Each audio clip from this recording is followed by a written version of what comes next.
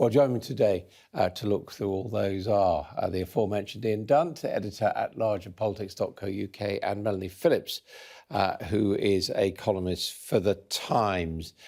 And Melanie, what do you make of the resignation statement in The Times today, really, from the man who was supposed to be coming up with a plan to help our children catch up?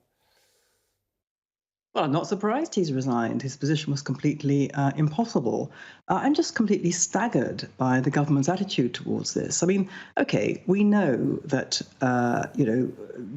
the financial effect of the pandemic has been ruinous on the economy. We know that there isn't unlimited money to make good everything that's gone wrong as a result.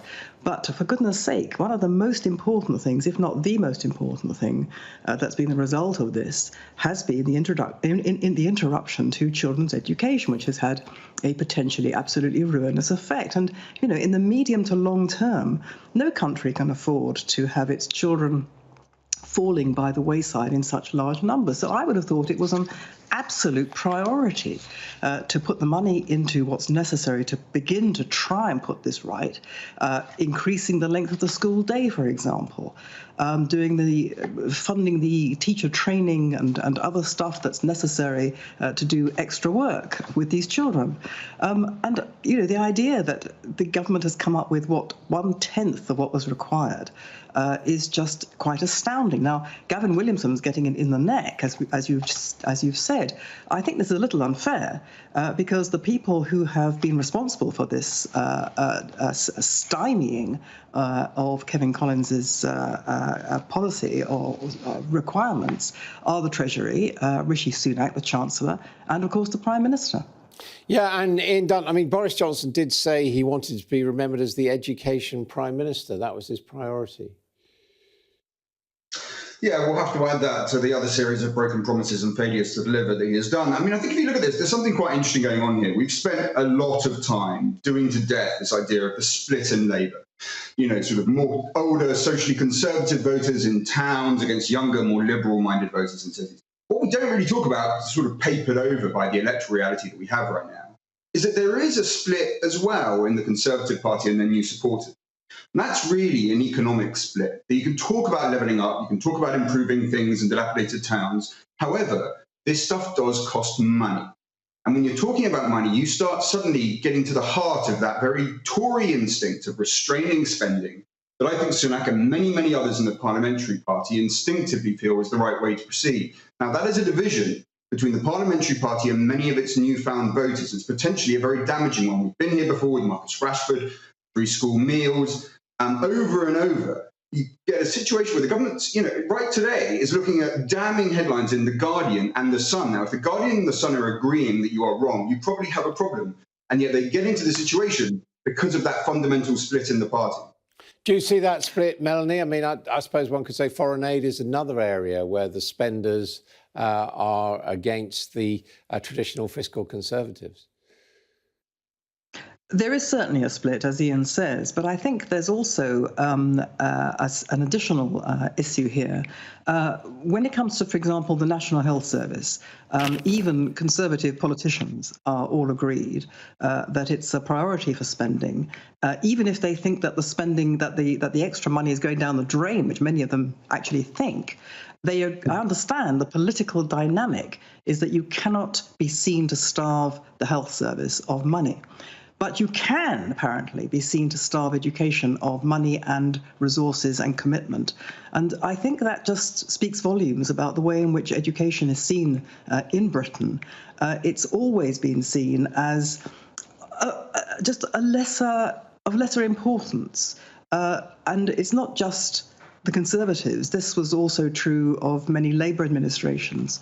That you kind of pay lip service to education, but you don't do what's necessary. And in my view, it's not just money that is necessary. In the past, what's gone wrong with education, in my view, it was not to do with money, it was to do with ideology. But whether it's money or ideology, education comes way down the pecking order, and that's because the investment that's necessary in education is something which pays dividends in the medium to long term. And politicians have short-term aspirations. They're judged on what's happening now, the headlines now about, dying patients. That's what gets them going. And so the idea that, a child who is now functionally illiterate will lose out in 5-10 years' time doesn't interest them. Now, let's move on into your column today. Why isn't the red list system working, the traffic light system for people coming into this country? Yeah, I mean, it doesn't work in principle and it doesn't work in practice. And they've been well informed of this. I mean, you go back to January and Sage was already saying at that point, you can't just pick out these countries and expect for it to work. It's actually much more complex than that. It moves very, very quickly, variants across borders. And we've been very, very slow to pick them out. I mean, there's about a month gap from March 24th to April the 23rd between the variant of concern in India being announced and between the implementation of red list status. But even that is too simple. The truth is the variant goes to another country that you then have to put on the red list. So all of this would result in the government having to move so quickly, it's probably not even practically possible. And even if it was practically possible, a government of this competence would not be able to do it. Then when you get to the actual logistics of it, of what happens in airports, what we currently see is people from green and amber list countries mixing with people from red list countries. This week, astonishing that it took until this week, Heathrow finally opens a terminal for red list countries, but that doesn't count for those coming in from an interim country, as many will because the plane stops off somewhere, or others because they choose to go to a country from which they can enter into the UK while avoiding that red list status. So overall, on practicalities, it doesn't work, and in theory, it doesn't work. The government should never have pursued it in the first place, and certainly it should stop doing so now. So, Melanie, what's the solution? Close borders? Broadly, yes. I mean, but this is something that the government has been failing at ever since the start of the pandemic. It was also up to astonishment to many of us that they did not close the airports to, at the very least, countries which were known to be already having a serious problem of COVID. And as Ian says, it's not just confined to those countries. It's people, the problem is immediately dispersed through passengers travelling from one country to another. But at every stage, they have not wanted to shut down the airports. You can understand why. London, Heathrow is a global hub. And, Britain has a problem from that point of view, which is bigger than other countries. But then it had a problem of COVID, which is bigger than other countries because it was so lax at the airport. So, again, it's this question of, short-term pain for long-term gain. They don't think of the medium to long term. They only think in terms of the short term. And I'm afraid Britain has paid the price. Melanie, you're joining us from Jerusalem. What do you make of David Gardner's article? Do you think we are seeing Israel moving away from the Benjamin Netanyahu era to something new? Well, given Mr. Netanyahu's extraordinary prowess in clinging to power, it's a rash person who would say that. It certainly looks like it. The parties have ganged up against him, and the opposition leader Yair Lapid has told the president that he can form an administration. That was, I think, yesterday. By the end of the day, it may have changed because the coalition that he has stitched together is united by one thing only, which is to get rid of Benjamin Netanyahu. Now, once he's got rid of, assuming that he does go, then there's very little to hold the coalition together. And there are signs still of fracture within the coalition. I mean, you've got, the left-wing parties, right-wing parties, even far-right parties or further right parties even than Mr. Netanyahu. And for the first time, an Arab party has joined the list.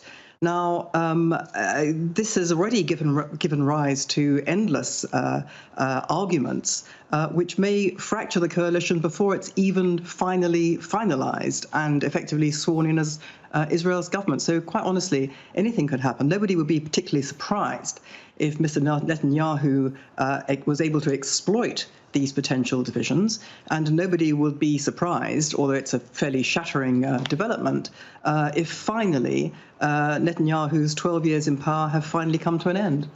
What do you reckon, Ian, from your vantage point? My views of less interest on this than Melanie's, who's right there in the thick of it. There's a strange sort of combination of idealism and cynicism that I felt when looking at the photos today. These implacable enemies, some on the far right, some from Arab parties, sitting and smiling together and signing documents. So on the one hand, you're only doing this because of the most cynical motives, which is to get rid of Benjamin Netanyahu, as Melanie just outlined. However, on the other, there's still something you can't get past. To see these individuals together on any joint agenda does feel like it just has this trace element of hope to it. And so for today, at least, I'm going to cling to that hope aspect rather than the cynicism aspect. Thank you both very much indeed for joining us. Thank you. This is All Out Politics. Coming up next, not enough staff. The hospitality industry struggles to fill jobs after COVID and changes to immigration laws. What needs to be done? We'll be debating that.